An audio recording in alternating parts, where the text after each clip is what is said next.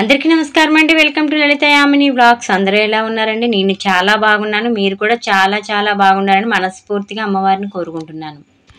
వరలక్ష్మి వ్రతం ప్రతి ఇంట్లోని అతి సులువుగా చేసుకునే పూజా విధానం ఈ వీడియోలో మీకు చూపిస్తున్నానండి. ముందుగా అందరికీ వరలక్ష్మి వ్రతం శుభాకాంక్షలండి. ముందుగా ఏ పూజలనైనా భక్తి ప్రధానమండి. భక్తి ఉంటేనే ఏ పూజ అయినా ఫలిస్తుంది. వరలక్ష్మి వ్రతం ప్రతి ఒక్కరూ చేసుకోవాలండి. ఎందుకంటే లక్ష్మీ కటాక్షం ఉంటేనే మనకు అన్నీ ఉన్నట్టుగా. ఏదైనా సరే మనం తిన్న తిండి కాడి నుంచి మనం కట్టుకునే వస్త్రం, బంగారం ఏదైనా సరే అన్నింటినీ కూడా అనుభవించాలంటే ఆ స్థితిని ఈ లక్ష్మీదేవి మనకిస్తుందండి. వరలక్ష్మి వ్రతం చేసుకునే వాళ్ళు ఎవరైనా సరే ముందు రోజే ఇల్లంతా శుభ్రం చేసుకోవాలండి. మనం వేసుకునే వస్త్రాల కాడి నుంచి పిల్లోస్, బెడ్షీట్స్, డోర్ కర్టన్స్ అన్నీ కూడా శుభ్రం చేసుకోవాలి, మ్యాట్స్తో సహా. వరలక్ష్మి వ్రతం ఎవరైనా చెయ్యాలి అనుకున్న వాళ్ళు నాన్ వెజ్ అన్నది ఆ రోజు అసలు ఇంట్లో ఉండకూడదండి. ఒకవేళ ఉందంటే ముందు రోజే ఎవరికైనా ఇచ్చేసేయండి. నాన్ వెజ్ అన్నది ముందు రోజు నుంచే నిషిద్ధమండి. వండకూడదు, తినకూడదు. ఈ వ్రతం చేసుకున్న వాళ్ళు ఎవరైనా తెల్లవారుజామునే నిద్రలేచి చక్కగా ఇంటికి పసుపుతో ఎన్ని గడపలైతే ఉన్నాయో అన్ని గడపలకి పసుపుతో అలంకరణ చేసి కుంకుమ బొట్లు పెట్టి చక్కగా ముగ్గురు పెట్టుకోవాలండి. లక్ష్మీదేవి స్థానాల్లో గడప ప్రధానం కదండి. గడపని మనం ఎంతైతే మనం శుభ్రంగా ఉంచుతామో లక్ష్మీదేవి మన ఇంట్లోకి ప్రవేశిస్తుంది. అందుకే గడపకి పసుపు కుంకుమ అలాగే ముగ్గులతో అలంకరణ చేసి గడపకి పూజ చేసుకోవాలండి. ఈ రోజున గుమ్మానికి మామిడి తోరణాలు అలాగే పూల మాలలతో అలంకరణ చేసుకోవాలి. ఈ వ్రతం చేయాలంటే ముందు గడప ప్రధానమండి. ఎంత నిండుగా అయితే గడప ఉంటుందో లక్ష్మీదేవి అంత త్వరగా మన ఇంట్లోకి ప్రవేశిస్తుంది. అలాగే మన ఇంటి ముందు, వాకిలి ముందు, అలాగే తులసి కోట దగ్గర చక్కగా అందమైన ముగ్గులతో అలంకరణ చేసుకోవాలి. పూజా మందిరంలోని ఇవన్నీ కూడా నిండుగా అలంకరణ చేసుకోవాలండి. మనం ఎంత అందంగా అలంకరిస్తామో ఆ తల్లికి అంత ఇష్టం అండి. ఈరోజు మన ఇంటి ముందు అలాగే మనం పూజ చేసే పీఠం దగ్గర కూడా పద్మం ముగ్గు ప్రధానంగా వెయ్యాలండి. ఇక్కడ వీడియోలో చూపిస్తున్న విధంగా నిమ్మకాయని 2 చెక్కలుగా కట్ చేసి పసుపు కుంకుమ అద్ది గడపకి అటు ఇటు కూడా ఇలా అలంకరణ చేసుకోవాలండి. పువ్వులు అలాగే నిమ్మ చెక్కలతో అలంకరణ చేసుకోవాలి.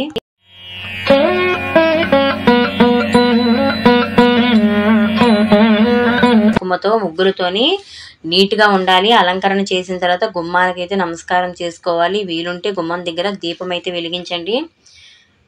ఈ రోజున అమ్మవారికి ఆవు పాలతోని పొంగల నైవేద్యంగా చెయ్యాలి. ఆవు పాలతో పొంగల నైవేద్యం అమ్మవారికి చాలా ఇష్టం అండి. లక్ష్మీదేవికి ఈ వ్రతం అనే కాదు, శుక్రవారం పూట కూడా ఈ విధంగా పొంగల నైవేద్యంగా చేసి అమ్మవారికి పెడితే అమ్మవారికి చాలా ఇష్టం కదండి. అందుకే అమ్మకు నచ్చినట్టుగా మనం ఈ రోజునైతే వంటల కానించి మన అలంకరణ అలాగే పూజా మందిరం అలంకరణ అన్నీ కూడా నిండుగా చేసుకోవాలి. మన ఇంటికి ఆడపడుచుని మనం ఆహ్వానించి ఆ ఆడపడుచుకు నచ్చినవన్నీ వండి వస్త్రాలు కానించి అన్నీ కూడా మనం పెడుతూ ఉంటే ఆ ఆడబిడ్డ ఎలా అయితే సంతోషపడుతుందో అమ్మవారిని కూడా అలాగే ఒక ఆడపడుచులా భావం చేసుకొని మనం అన్నీ కూడా అమ్మవారికి నచ్చినవి వండి అలాగే వస్త్రాలు కానించి నైవేద్యాలు కానించి అన్నీ కూడా ఆమెకు నచ్చినట్టుగా మనం చేస్తే అమ్మవారు తృప్తి చెంది తొందరగా మనకి ఫలితాన్ని అయితే అనుగ్రహిస్తారు. ఇక్కడ ఫోటో చూస్తున్నారు కదండి, 2 ఏనుగులు కూడా అమ్మవారికి అభిషేకం చేస్తున్నట్లుగా ఉంది కదండి. ఇలాంటి ఫోటో అమ్మవారికి ఈ వ్రతంలో పెడితే చాలా మంచిదండి. ఒకవేళ లేకపోయినా మీ దగ్గర లక్ష్మీ అమ్మవారు ఏ రూపంలో ఉన్నా తీసుకోవచ్చు, పర్వాలేదండి. అలాగే లక్ష్మీనారాయణలో కలిపి ఉన్న ఫోటో కూడా పూజ చేసుకోవచ్చు. నేనైతే అమ్మవారిని పూజిస్తున్నానండి. అమ్మవారిని చక్కగా పసుపు నీళ్ళతో శుద్ధి చేసి తర్వాత పసుపు కుంకుమతో అలంకరణ చేసుకోవాలండి. గంధం పసుపు కుంకుమతో అమ్మవారిని అలంకరణ చేసుకోవాలి. ఈ వ్రతం భర్త భార్యలు ఇద్దరు కూర్చొని చేస్తే చాలా మంచిదండి. ఇలా అమ్మవారిని అలంకరణ చేసుకునే అదృష్టం ఎంతమందికి ఉంటుందండి. ఇలా అందులో ప్రత్యేకంగా వరలక్ష్మి వ్రతం రోజు అలంకరణ చేస్తే ఆ సంతోషమే వేరు కదండి. ఎవరికి చెప్పుకోలేనంత కొన్ని వేల రెట్ల ఆనందం అయితే మనకు కలుగుతుంది. అమ్మవారికి ఒక పీటని ఆసనంగా వేసి ఆ పీట పైన పసుపుతో అలికి పద్మ ముగ్గు కానీ తామర ముగ్గు కానీ ఏదైనా మనం ముగ్గు అమ్మవారికి వేసి అమ్మవారిని ఆ స్థానంలోనే ఉంచాలండి. మీకు అవైలబుల్గా ఉంటే ఆవు పేడనైనా అమ్మవారికి అలికి ముగ్గు పెడితే చాలా మంచిదండి. ఆవు పేడ అంటే అమ్మవారికి చాలా ఇష్టం. వరలక్ష్మి వ్రతం అంటే చాలా మంది కూడా భయపడుతూ ఉంటారండి. లక్ష్మీదేవి రూపుల ఆనవాయితీ ఉంటేనే పెట్టుకోవాలి, లేదంటే పెట్టుకోకూడదు, చాలా చెడు జరుగుతుంది అది ఇది అని చాలా మంది భయపడుతూ పెట్టుకోకుండా ఉంటారండి. అలాంటిది ఏమీ లేదండి. నిరభ్యంతరంగా కూడా చక్కగా అమ్మవారి రూపులు తెచ్చుకొని పూజ చేసుకోవచ్చు. ఇప్పుడు గ్రామ్ అంటే 10,000 ఉంది కదండి, మీ ఓపిక మీకు ఎంతైతే ఓపిక ఉంటుందో అంతలోనే బంగారం రూపునైతే తెచ్చుకొని అమ్మవారికి పూజించండి. ఇలా సంవత్సరం మనం ఇలాగా బంగారాన్ని పెట్టి అమ్మవారికి పూజించడం వల్ల మనకి బంగారం అనేది మన ఇంట్లో దాచుకున్నట్టుగా ఉంటుంది కదండి. రేపొద్దున ఎప్పటికైనా అదే మనకి అవసరం కావచ్చు. వ్రతం వస్తే చాలు చాలామంది వేస్ట్ ఖర్చులు డెకరేషన్లకి పెడుతూ ఉంటారండి. అలా పెట్టే బదులు ఈ విధంగా బంగారాన్ని అయితే మనం కొనుక్కొని అమ్మవారి దగ్గర పూజిస్తే రేపొద్దున్న మనం ఇంత బంగారం పెట్టి అమ్మకు పూజిస్తే రేపొద్దున్న అదే 2 రెట్లు 3 రెట్లు 4 రెట్లు మన అదృష్టం ఎంతైనా ఆ బంగారం మనకి అమ్మ మళ్ళీ మనకు ప్రసాదించవచ్చు. వేస్ట్ ఖర్చులు డెకరేషన్లకి వాటికని వేస్ట్ ఖర్చులు పెట్టొద్దండి దయచేసి. ఈ విధంగా చక్కగా కొనుక్కోండి. ఎప్పటికైనా సరే బంగారం ఉంటే పాడైపోదు, మనకి ఎప్పటికైనా అవసరమే కాబట్టి ఈ విధంగా కొనుక్కొని అమ్మవారికి పూజ అయితే చేసుకోండి. చాలామంది డెకరేషన్లు చేస్తూ ఉంటారు, కానీ ఒక్కొక్క సంవత్సరం ఒక్కొక్కలాగా మనకి డెకరేషన్స్ అయితే వస్తూ ఉంటాయి కదండి. చేసిన డెకరేషన్ మళ్ళీ ఇంకో సంవత్సరంలో మనం చేయలేం కదా. అందు గురించి వేస్ట్ ఖర్చులు పెట్టకుండా చక్కగా ఉన్నంతలోనే అమ్మవారిని పూజించుకొని ఆ రూపు అన్నది అమ్మవారికి తెచ్చి పూజ చేసుకుంటే చాలా మంచిదండి. నేను ఈ వీడియోలో పీటనైతే చూపించట్లేదండి, మీరు చక్కగా అమ్మవారికి ఆసనం కింద పీటనైతే వేయండి. ఇలా ముగ్గు వేసిన తర్వాత ఒక మంచి వాడని జాకెట్ ముక్క అమ్మవారికి వస్త్రంగా కింద ఇలా వస్త్రం వేసి ఆ వస్త్రం పైన కొంచెం బియ్యం వేసి అమ్మవారి ఫోటోనైతే మనం అక్కడ ప్రతిష్ఠించుకోవాలి. ఇక్కడ నేను వీడియోలో చూపిస్తున్నాను కదండి, అలంకరణ అమ్మవారికి ప్రధానం. ఏది ఉన్నా లేకపోయినా అమ్మవారికి అలంకారం అంటే చాలా ఇష్టం అండి. మనము అలాగే నిండుగా ఉండాలి అమ్మవారిలాగే, అలాగే అమ్మవారు కూడా నిండుగానే ఉండాలి. ఇలా అలంకరణ చేసుకోవాలి. ఉన్నంతలో మన దగ్గర ఉన్న నగలు లేదంటే ఉన్నవే ఏవైనా సరే అండి వేసుకొని చక్కగా అమ్మవారిని అలంకరించుకోండి. బంగారమే ఉండాలని లేదు, మన దగ్గర ఉన్న వాటిలో ఏదైనా అమ్మకి సమర్పించుకోవచ్చు. మనం ఒంటి మీద వాడినవైతే పసుపు నీళ్ళతో కొంచెం శుద్ధి చేసి తర్వాత అమ్మవారిని అలంకరించుకోండి. అమ్మవారిని ఎలాగైతే పసుపు కుంకుమలతో మనం అలంకరణ చేస్తామో అలాగే మనం కూడా నిండుగా అలంకరించుకోవాలి. ఒక తల్లి బిడ్డని అలంకరించి ఎలాగైతే మురిసిపోతుందో మనల్ని కూడా చూసి అమ్మ అలాగే మురిసిపోతుంది. ఈ వ్రతంలోని అష్టలక్ష్మి దీపం కానీ కామాక్షి దీపం కానీ లేదంటే మీ దగ్గర ఏది ఉన్నా సరే అమ్మవారికి చక్కగా ఆవు నెయ్యితో దీపారాధన చేసి దీపాన్ని వెలిగించండి. ఉన్న దాంట్లోనే లేనివి ఆడంబరాలకి పోవద్దండి. మీకు స్తోమత ఉంటే చేసుకోండి, ఎంతైనా చేసుకోండి, కాదనట్లేదు. స్తోమత లేని వాళ్ళు అయ్యో ఇది పెట్టలేదు అమ్మవారికి ఇది సమర్పించలేదని చాలామంది బాధపడుతూ ఉంటారు కదా. అలాంటి వాళ్ళు ఉన్న దాంట్లోనే చక్కగా మనస్తృప్తిగా అమ్మవారిని పూజించుకుంటే అదే అమ్మవారికి సంతోషం. ఈ రోజున అమ్మవారికి ఇష్టమైన వస్తువులు అలాగే అమ్మవారికి ఇష్టమైన నైవేద్యాలు అమ్మవారికి సమర్పించాలి. గోమతి చక్రాలు గవ్వలంటే అమ్మవారికి చాలా ఇష్టం కదండి. ఇవన్నీ తామర గింజలు ఇవన్నీ కూడా అమ్మవారి ఎదురుగా పెట్టాలి. మీకు మంత్రాలు అష్టకాలు అష్టోత్తరాలు వస్తే షోడశ పూజ చేసుకోండి. రాని వాళ్ళు ఎవరైనా సరే దీపం వెలిగించినప్పుడు సర్వమంగళ మాంగళ్యే శివే సర్వార్థ సాధకే శరణ్యే త్రయంబకే దేవి నారాయణి నమోస్తుతే అనే మంత్రాన్ని పఠిస్తూ దీపాన్ని వెలిగించండి. మీకు వస్తే అలాగే షోడశ పూజ చేసుకోండి, లేదంటే పంచోపచార పూజ చేసుకోండి. నేను అతి సులువుగా చేసే పూజా విధానం అయితే ఈ వీడియోలో చూపిస్తున్నానండి. అమ్మవారికి డ్రై ఫ్రూట్స్ అంటే కూడా చాలా ఇష్టము. వీలైతే డ్రై ఫ్రూట్స్ అమ్మవారికి నైవేద్యంగా పెట్టండి. అలాగే పూర్ణాలు పులిహార పొంగలి అమ్మవారికి ఈ వ్రతంలో ప్రధానంగా ఉండాలండి. నేనైతే పొంగలి నైవేద్యంగా పెట్టి డ్రై ఫ్రూట్స్ పెట్టాను. మీరు వీలుంటే పులిహోర పూర్ణాలు ట్రై చేయండి. ఖచ్చితంగా అమ్మవారికి ఇవైతే ఉండాలి వ్రతంలోని. అమ్మవారికి వ్రతంలోని వీలైనంత వరకు సువాసనలు వెదజల్లే పువ్వులతో పూజ చేయండి. వీలైనంత వరకు తామర పువ్వులు 1 కానీ 2 కానీ అమ్మవారికి సమర్పించండి. ఎందుకంటే తామర పువ్వు అంటే సాక్షాత్ లక్ష్మీ స్వరూపం కదండి. ఒక్కటైనా సరే అమ్మవారి పాదాల దగ్గర పెట్టడానికి ప్రయత్నం చేయండి. ఈ వ్రతం అయిన తర్వాత ముందుగా భర్తకాలకి నమస్కారం చేసుకోవాలండి. తర్వాత ముత్తైదులకు నమస్కరించుకోవాలి. ఈ వ్రతంలో అమ్మవారికి కొమ్ము శనగలు అంటే చాలా ఇష్టం అండి. వీలైనంత వరకు ముందు రోజు రాత్రి వాటిని తీసుకొచ్చి నానబెట్టి అమ్మవారికి నైవేద్యంగా పెట్టండి. ఏ ముత్తైదులకైతే మీరు వాయినాలు పిలిచి ఇస్తున్నారో వాళ్ళకి ఈ శనగలు ఉండేలాగా చూసుకోండి. అమ్మవారికి చాలా ఇష్టమైనవి. అలాంటివి ముత్తైదులకి వాయినాల్లో ఇస్తే అమ్మవారు చాలా సంతోషిస్తారు. ఇక్కడ నేను చూపిస్తున్నాను కదండి, అమ్మవారికి మనం చీర జాకెట్ గాజులు పసుపు కుంకుమ స్టిక్కర్ ప్యాకెట్లు నెయిల్ పాలిష్ అలాగే జవ్వాది అన్నీ కూడా మనం ఏదైతే అలంకరణ చేసుకుంటామో అమ్మవారికి ప్రతి ఒక్కటి కూడా అమ్మవారికి మనం ఇచ్చే వాయినంలో అయితే ఉండాలండి. పువ్వులు పళ్ళు అన్నీ కూడా అమ్మవారికి సమర్పించాలి. అలాగే తాంబూలం కూడా 11 రూపాయలు, 51 రూపాయి, మీ ఇష్టం. మీ ఓపిక మీ ఎంతైతే ఉంటే అంతైతే డబ్బులు అయితే దాంట్లో పెట్టి అమ్మవారికి వాయినం అయితే ఈ విధంగా ఇవ్వాలండి. ఇలా అమ్మవారికి తాంబూలం సమర్పించిన తర్వాత వీలైతే ఈ చీరని మీరు కట్టుకోండి. లేదంటే పెద్ద ముత్తైదువులు ఉంటారు కదండి, వాళ్ళకన్నా ఇవ్వచ్చండి. మీ ఇష్టము, మీకు ఎలా అనిపిస్తే అలా చేసుకోండి.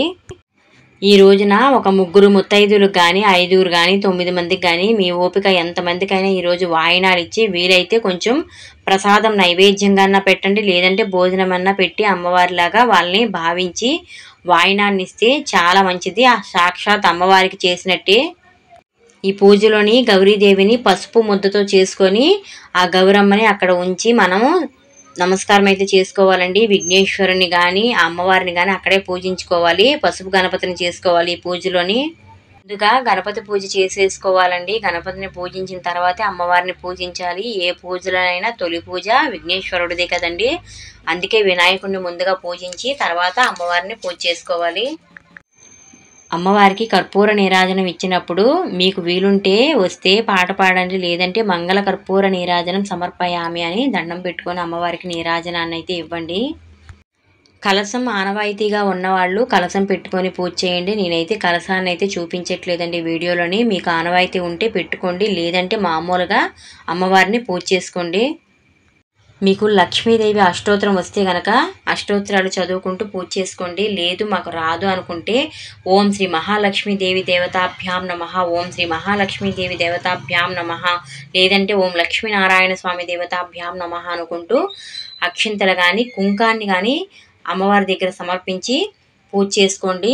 అక్షింతలు విఘ్నేశ్వరునికి ఉపయోగించండి. అమ్మవారికి మాత్రం కుంకుమతోనే పూజ చేయాలి. మనం పసుపు గణపతి చేస్తాం కదండి, ఆ పసుపు గణపతి మీదే అమ్మవారికి పూజ చేసుకోవాలి. లేదంటే అమ్మవారికి ఓం ఐం హ్రీం శ్రీం శ్రీ మాత్రే నమః అని నమస్కారం చేసుకోండి. అమ్మవారి ఈ నామం పలికిన అమ్మవారికి చాలా విశేషమైన నామం అండి. అన్ని నామాల్లో కల్లా ఈ విధంగా అమ్మవారిని నామస్మరణ చేసుకుంటూ పూజ చేసుకోండి. ఒక్కటి గుర్తుపెట్టుకోండి, అమ్మవారికి మనము ఎలా డెకరేషన్స్ చేసామో అందరిలో కల్లా మన డెకరేషన్సే బాగున్నాయా, మన అమ్మవారే బాగున్నాయా అన్న ఆలోచన పక్కన పెట్టేయండి. ఈ పూజలో కల్లా ఈ వ్రతంలో కల్లా భక్తి ఇంపార్టెంట్. అమ్మవారిని మనం ఎంత భక్తి శ్రద్ధలతో పూజిస్తున్నాం అన్నదే అమ్మ చూస్తుంది. అంతేగాని మనం ఇలా డెకరేషన్స్ చేసాము, ఇలా అలంకరణ చేసాము, మనం ఎంత అందంగా ఉంది అని మనం మురిసిపోతాం. కరెక్టే కాదండి. మనం అక్కడ అమ్మవారికి భక్తి అనేది సమర్పించి మనం అమ్మవారిని సేవిస్తే అమ్మవారి అనుగ్రహానికి దగ్గర అవుతాము. వరలక్ష్మి వ్రతం అంటే మార్వాడీస్ ఎక్కువగా చేస్తూ ఉంటారండి. నైట్ 12ంటికి అమ్మవారిని అయితే పూజిస్తూ ఉంటారు. వాళ్ళు ప్రత్యేకంగా ఈ అమ్మవారిని ఎక్కువగా పూజిస్తూ ఉంటారు. ఈ వరలక్ష్మి వ్రతం మా ఇంట్లోని ప్రతి ఒక్కరూ కూడా అతి సులువుగా ఎలా చేసుకోవాలో ఈ వీడియోలో అయితే చూపిస్తున్నానండి. మీకు కలశం ఆనవాయితీగా ఉంటే కలశాన్ని పెట్టుకోండి. లేదంటే ఈ విధంగా అమ్మవారిని పూజించుకోండి. అంతేగాని వృధా ఖర్చులు ఎక్కువగా పెట్టొద్దండి. అమ్మవారి రూపు చక్కగా తెచ్చుకొని పూజించండి.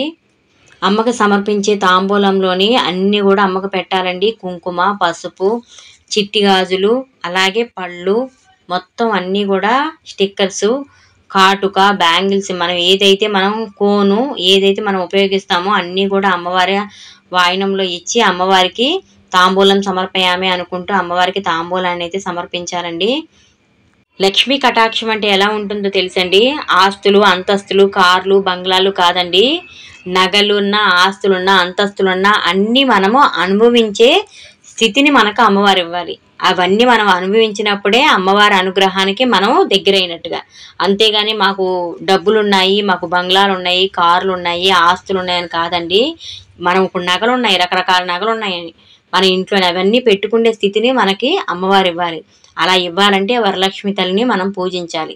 వరాలను ఇచ్చే వరలక్ష్మి తల్లిని మనం పూజిస్తే అన్నీ కూడా మనకి ధనధాన్యాలే కానీ, ఆయుర ఆరోగ్యాలే కానీ, అష్టైశ్వర్యాలే కానీ అన్నీ కూడా తల్లి ప్రసాదిస్తుంది.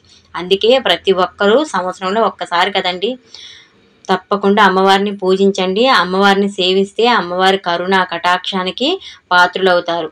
మంచి ఆరోగ్యాన్ని ఇచ్చి అమ్మ అన్నిటినీ ఇస్తే అవి అనుభవించే శక్తిని కూడా మనకి ఇవ్వాలని మన అమ్మవారిని కోరుకోవాలి.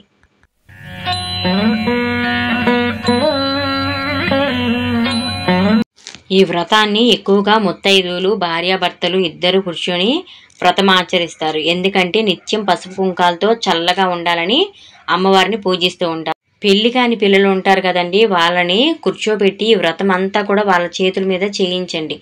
ఎవరైతే పెళ్ళిళ్ళు అవ్వట్లేదని బాధపడుతూ ఉంటారో వాళ్ళని కూర్చోబెట్టి ఈ వరలక్ష్మి వ్రతాన్ని చేపిస్తే తప్పకుండా వాళ్ళకి పెళ్లిళ్ళు అవుతాయండి. ఈ వీడియోలోని ప్రతి ఒక్కరూ అతి సులువుగా వరలక్ష్మి వ్రతం ఎలా చేసుకోవాలో చూపించానండి. మరొక వీడియోలోని అమ్మవారి పూజ చెయ్యాలంటే పాటించవలసిన నియమాలు కూడా మరొక వీడియోలో మీకు చూపిస్తానండి. ఇలాంటి మంచి మంచి వీడియోస్ చూడాలనుకుంటున్నారా? లలిత యామిని బ్లాగ్స్ అనే యూట్యూబ్ ఛానల్ని సబ్స్క్రైబ్ చేసుకోండి. నేను పెట్టే ప్రతి వీడియో మీ వరకు చేరుతుంది.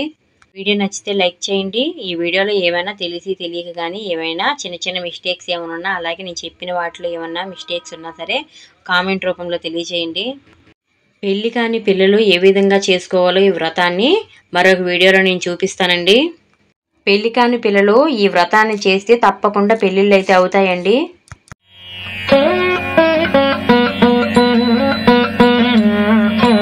నేనైతే మా ఇంట్లో ఈ విధంగా సింపుల్గా అమ్మవారి వరలక్ష్మి వ్రతం అయితే చేసుకున్నానండి. మరి మీరు ఏ విధంగా చేసుకుంటున్నారు? అలాగే నేను చేసిన వ్రతం ఎలాగుందో ప్రతి ఒక్కరు కామెంట్ చేసేయండి. మరి అందరికీ నాతో పాటు అమ్మ అనుగ్రహం అందరిపై ఉండాలని మనస్ఫూర్తిగా కోరుకుంటున్నాను. రేపు ఒక మంచి వీడియోతో మళ్ళీ మీ ముందుకు వస్తానండి. శ్రీమాత్రే నమః.